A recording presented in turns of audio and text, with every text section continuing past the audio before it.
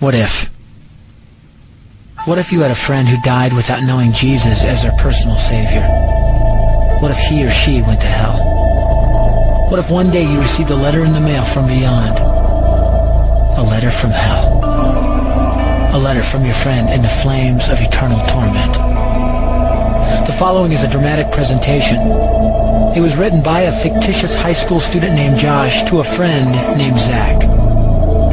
Although Zach had every opportunity to tell Josh about Jesus, he didn't. They were best friends. They played soccer together, they went to classes together, they partied together, they shared their lives with each other. But there was one thing Zach held back from Josh: his personal relationship with Jesus Christ. The rest of the story is simple and sad. A few too many beers, a tragic drive home, a crash, a death, a funeral, a letter. Here is that letter in its entirety. A letter from hell.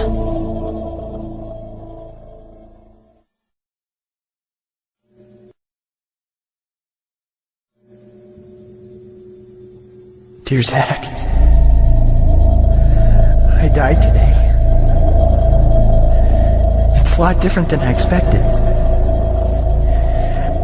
You see, I always thought dying would bring me into a world that's foggy and hazy. But this place is crystal clear.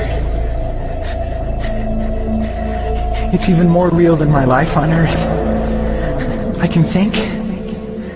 I can talk. I can even feel. Right after the wreck, I could feel my spirit leaving my body.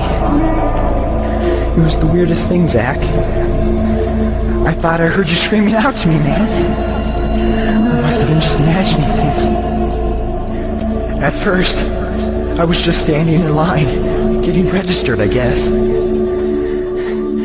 They asked me for my name and began to look in this thing they call the Book of Life.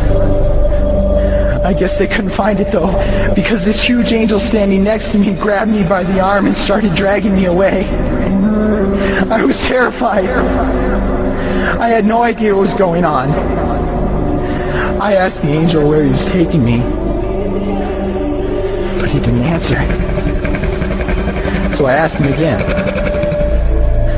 Finally, he told me that only those whose names were written in the Book of Life could enter into heaven. And the rest would be condemned to hell forever. Man, I was scared. The angel threw me into some kind of holding cell where I've been sitting and thinking for a long, long time. Do you want to know what I've been thinking about? I've been thinking about you. Zach, you're a Christian. You told me so yourself. I mean, we talked about it 3 different times today.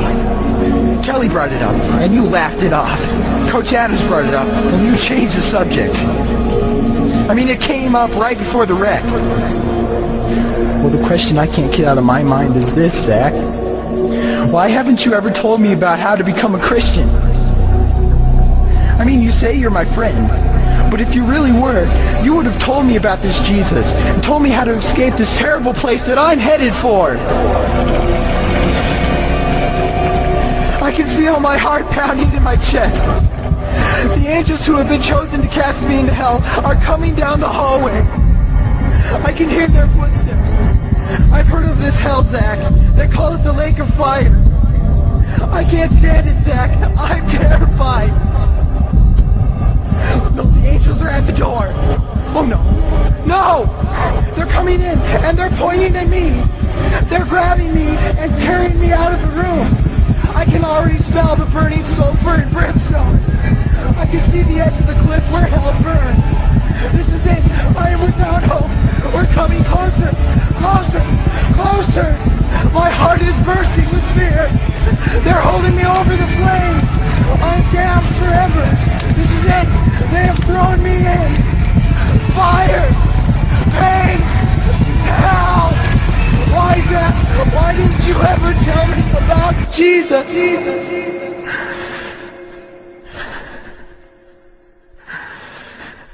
Signed, your friend, Josh. Your friend, P.S. welcome. Wish you were here.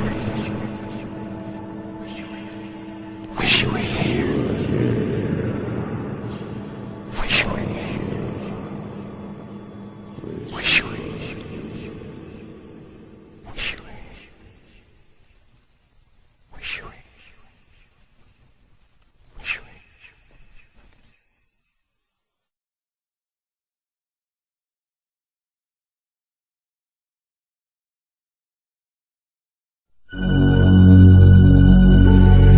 Don't bother me. Don't bother me with souls to save. I have my own agenda. There's school to do, sports to play, important stuff to attend to.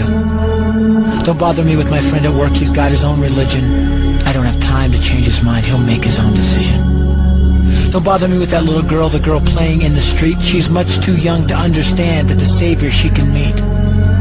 Don't bother me with the sounds I hear, the sounds of people shrieking, although I wonder who they are. Who are these victims screaming? Don't bother me with who they are. I really don't want the blame. Because it's my friend at work and that little girl.